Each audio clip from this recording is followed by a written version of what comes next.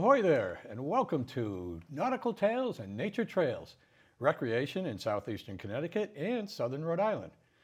I'm Will Morrissey, and I'll be your host as we make our way through the area here. We've got a lot of things to talk about, and they're all courtesy of my wife, Bridget Morrissey, who zips back and forth along the shoreline from Old Lyme to Charlestown, zigzags from Mystic to Mashantucket up to Uncasville.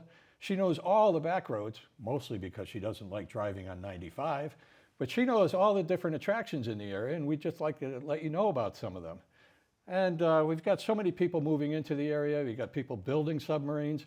We got all those brave souls that are driving the submarines.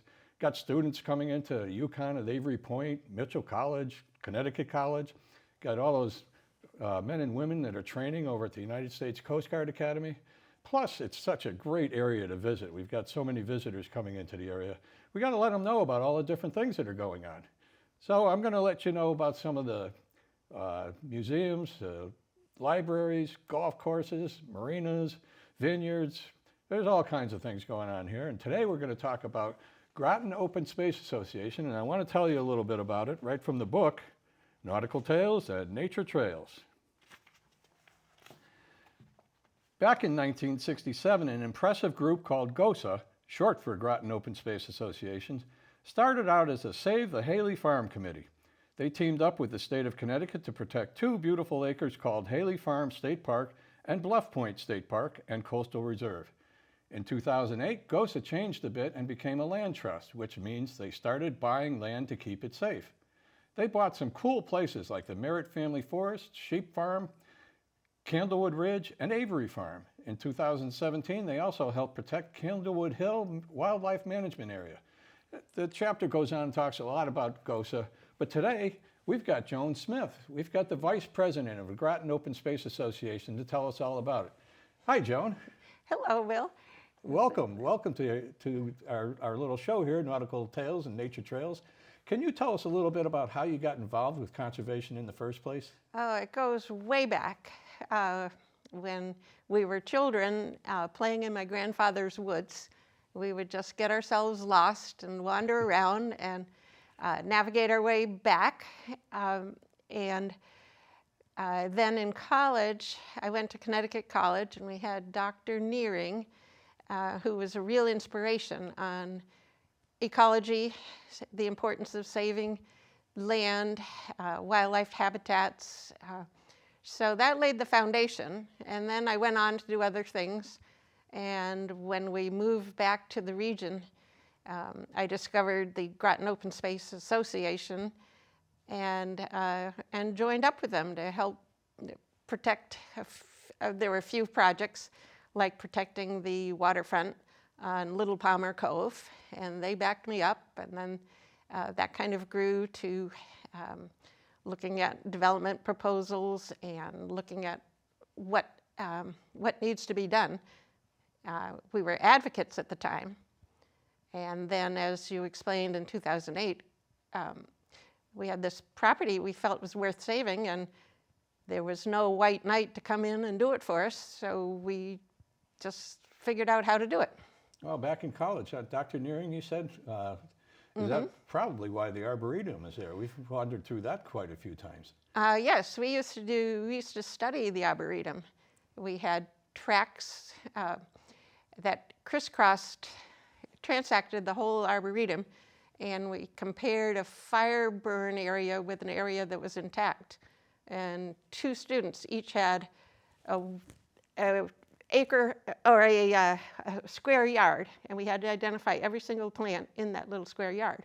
And every year the students study those same transects, so they've got data on how the fire had changed the topography and the wildlife habitat from the nearby areas. So that was sort of the introduction to science.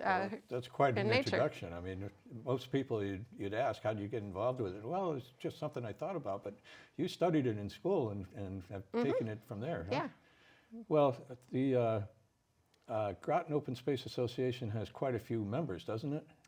We have about 600 members. Okay. And a lot of supporters and followers, in addition to the people who actually register as members. Well, I'm sure people would like to know what Groton Open Space is all about. We have a video to show, and we've got some of the properties that you have. Can you kind of, give us a quick introduction to these properties as the video rolls? Sure, I'll be glad to. Okay. The Groton Open Space Association is a land trust. We are in the business of protecting land, water, and wildlife. This is something that inspires us at the grassroots levels. Never doubt that a small group of thoughtful, committed citizens can change the world. Indeed, it is the only thing that ever has. We've started this year doing quite a bit of work with the schools. We have something like, here it is, 7 hikes, 627 children, 50 staff and parent chaperones. That's just for this year. With the Parks and Rec summer camp, we had 5 hikes. I didn't keep up with that, but we've been really active. And for conservation, this is our mission: to establish an association of persons interested in preserving open space and to educate the public about the value of open space, conservation, and environmental preservation. And we enlist this public support and funding to promote, acquire, and maintain open space for public use, alone or in cooperation with local, state, and federal agencies. And here's an introduction to our properties. This is on the sheep farm. It's an old dogwood tree starting to get fall color. The sheep farm, Avery Farm, is a 305-acre farm with diverse habitats. We're part of a 38-acre marsh, fields, forest, hedgerows, ledges, Beebe Cove Vista. It's a tiny little skinny property along the edge of Beebe Cove. We've put in a pollinator gardens. It has a tiny little marsh. Bluff Point State Park, Coastal Reserve. This is one that was one of our early saving. It was Groton citizens that got the state to buy it. And the same thing with Candlewood Hill Wildlife Management Area. It's got ledges. You can see quarries. There's 5 quarries. You can see 2 of them in the center there. Candlewood Ridge is another property that's adjacent to the Avery Farm. So that makes almost 400 acres together. Haley Farm State Park was GOSA's first project. We got the state to buy it and raise the matching funds, about $50,000, which is maybe worth about $350,000 these days.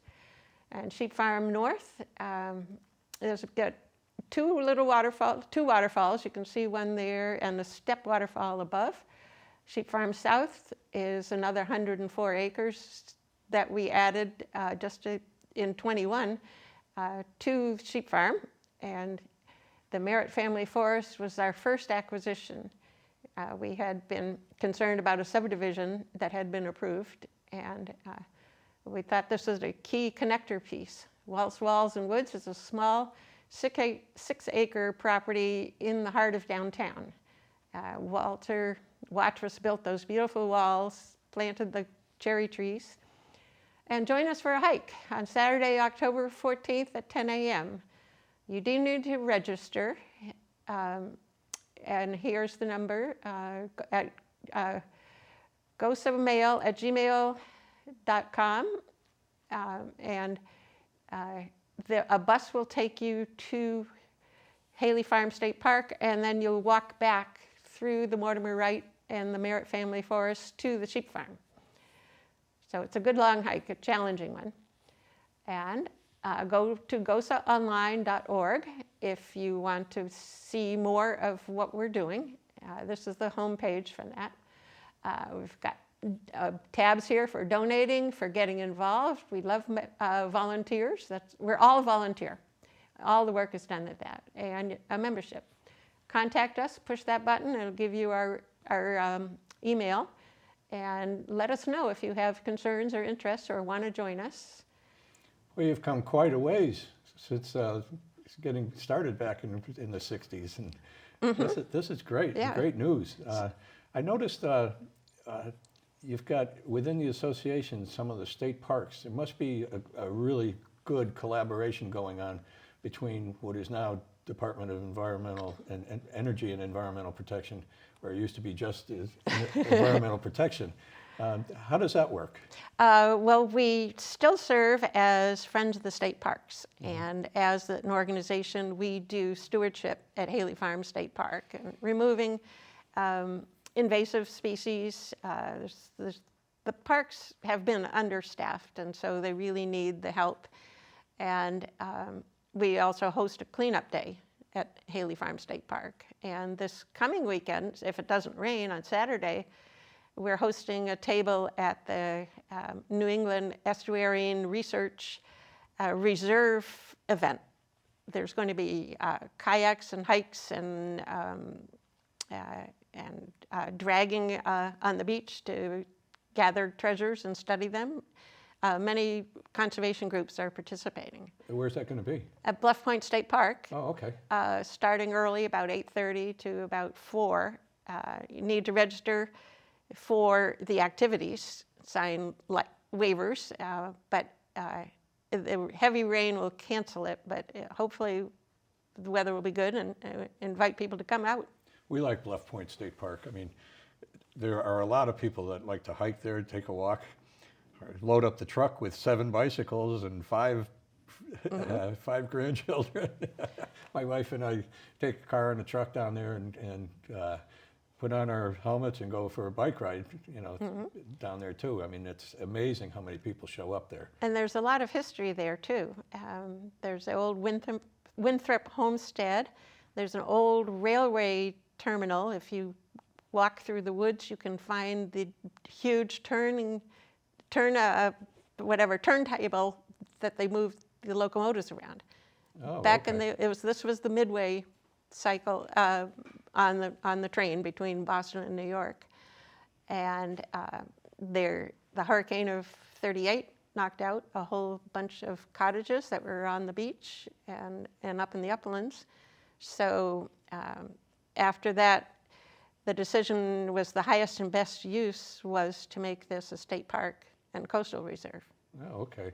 I think back in the day, it was Plant was the gentleman that was behind the railroad coming through, and I guess that might have been how we got to stop in Groton at some point. It could be. Well, also the river, Thames River, was a barrier. So True. No, there's a lot of good things going on with all the different parks and open spaces that you have. I was on your website and saw the Mountain Laurel video that you had. It started, I think, like in the end of May, and it had different dates going through and showing, the blossoms starting and then, opening up. Absolutely beautiful. Recommend you go to Candlewood Ridge and to Avery Farm. And along where there's sunshine, like around the power lines or the open areas, is where the most blossoms are. But yeah, that video is done by Bill Pratt. He's a professional photographer, and he did it as a favor for GOSA. Oh, So- nice. Yeah, I was talking to you before the show about the banjo playing in there. A good friend of mine, Bill Kinsella. So everybody gets involved. But with all the different properties, is there one that's your favorite? I think my heart belongs to the sheep farm. It is so diverse. It is so pretty. It's just, people say that when they come. It's a pretty property. You can see a lot in a very small area. You don't have, so it's good for children. There's big rocks to climb on. There's the waterfall. There's the stream. We would lead kids to do stream dipping, with nets and study the invertebrates that are in the water. And it's just a fun place. There's so many different things that we cover in the book, Nautical Tales and Nature Trails, and a lot of it has to do with what we learned at the Groton Public Library on Earth Day. They have a great program every spring to tell you all about all the different things that have to do with conservation and saving energy, and that's how I learned more about Groton Open Space. I had some friends, Peter and Terry Roper, that told me about the thing, and also Richard Dixon and Anne Marie Foster, had a lot to do with what went into the book, all the different things because there's so many people that thankfully are serious about conservation. I mean, I grew up with it.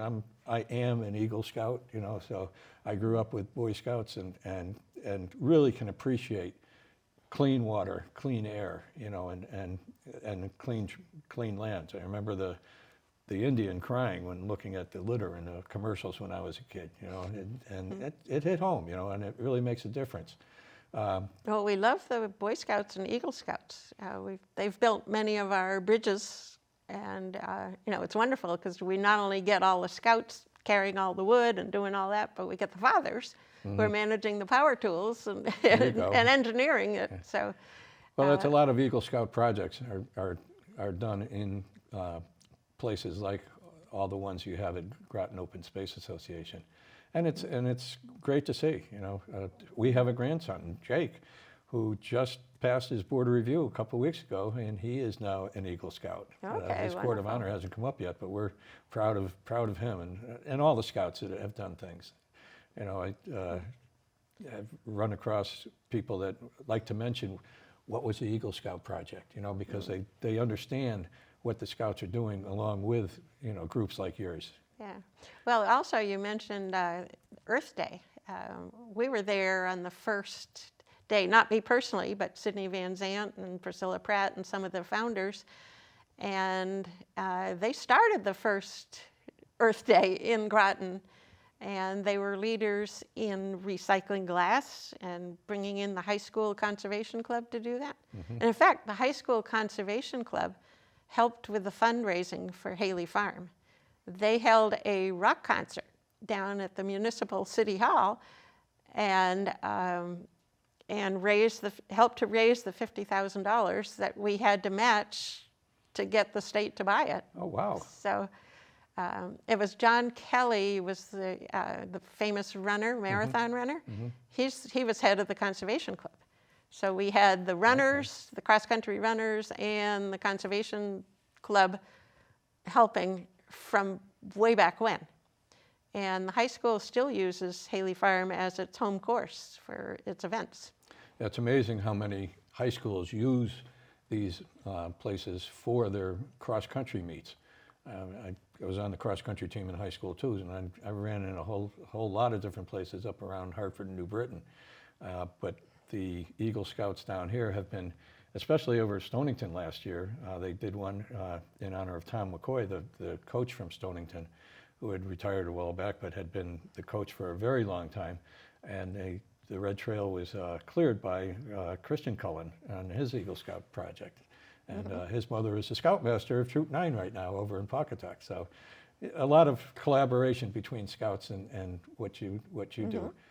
We have a couple of pictures.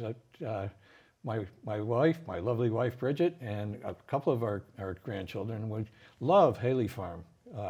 We started down there and took some hikes, and this is Peyton meeting a horse on one of the trails. She looks a little tentative. Well, it's the first time you're meeting a horse. I mean, they're a lot bigger than you are. Yeah. But can you talk a little bit about the trails that you have going through these places? Well, Bluff Point is really good for horses because there's enough room for parking vans. It's a huge parking lot, and the roads are wide, so that there's no conflict between bicyclists and hikers. Generally, on the narrow trails, it may not be quite as comfortable because a bicycle could startle a horse, and they're prey animals, and but Bluff Point and Haley Farm have wide trails. You could see this. This is actually like a fire road. It makes a circuit around the whole point. So I would recommend that. That's probably one of the #1 choices for horses. Oh, okay. And we have another picture with a landmark, a big rock. Oh yeah, that's called Jemima's Rock. There was a legend that there was an itinerant preacher who would stand on top of that rock and preach to everybody because it's up on a ledge, and people would gather around. That's where I was standing when I took the picture. Exactly. Yeah, there's quite a few large boulders like that on the ledges. A lot of our properties are ledge. That's what Groton is sort of north-south folded rocky ledges. Is that why it's called ledgered? right next door. Well, yeah, right. Stonington. Right. Exactly. Thin soils. Sometimes there's unique pitch pine preserves, which is one of Connecticut's 13 most imperiled ecosystems, and we have that. That's what Kennewood Hill means, is for pitch pine, means pitch pine. Okay. Because the wood would burn. They could use it for a torch because it had so much resin in it. And okay. so, That would make sense. so that's why it's called Kennewood Hill. And historically, Kennewood Hill had fires all the time, so it kept regenerating. The pines would survive the fire, but it would clean out the understory and other competing species. Well, I mentioned the Earth Day celebration over at Groton Public Library, and they do that every year. It's a great event, and that's where I got to meet so many, Bridget and I got to meet so many of the people that are places that we wrote about in the book.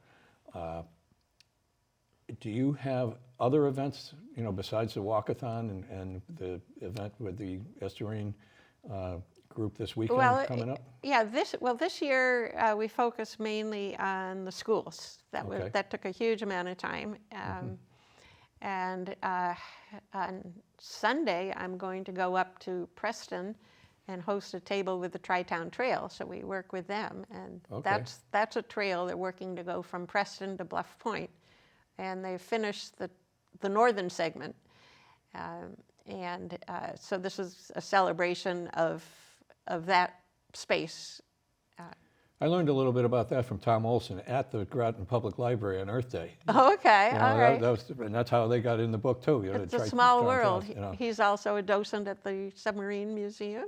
Okay. And he does a lot of work for GOSA, as you know, and the Tri-Town Trail. He's one of those people that gets things done.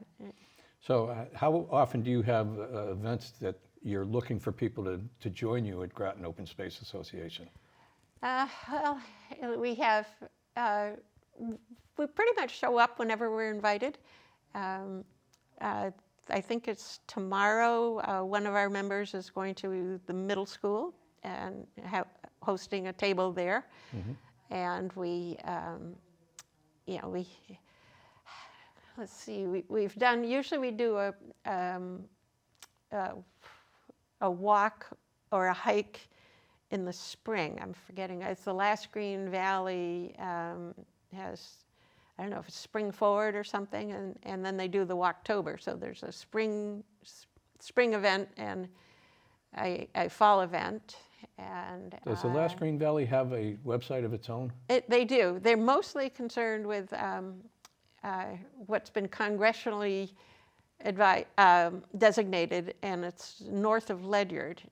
But in the early days, included all of the Thames Valley, including us, and we're still grandfathered in. They sponsor our Earth Day cleanup at Haley Farm. So I would say just watch our website, because it varies from year to year, depending on interest, and if we have a birder or somebody who says I'll give a walk, then we'll schedule something. It's amazing what you'll find when you go walking through these places. We're fortunate.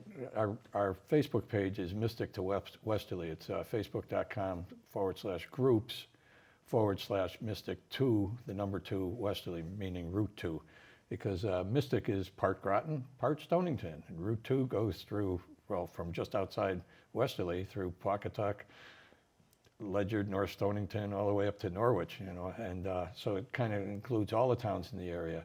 But if you go on the Facebook page, you're going to see some excellent photography from Harold Henke, been a longtime photographer with the Westerly Sun. He's really into going to all these different places, showing bees on flowers, butterflies, the egrets, all kinds of birds and animals. And I'm sure, you've seen plenty of exotic birds, the great herons and everything else flying around all these places. Yeah, we're very lucky. The Avery Farm has been studied. Ornithologists like Bob Askins goes there about 3 times a week, and we've had something like over 168 species identified in that area. So you do get the herons and the egrets, and you also get the songbirds, you get the migrating A lot of osprey. birds, ospreys, kestrels, owls. I mean, the birders never tire. I can't tell one little brown bird from another, but they can listen and just by sound tell that this is this and this is that. So Our last show we had Andrew Ely from Project Oceanology, and he was so proud of the classes that they had for all the children, all the different high schools, even colleges. And you were talking about the hikes that you had for all the kids coming from the different schools in the area, and he was especially proud that a couple of them went on to get their degrees in marine biology and really focus on that as a lifetime career.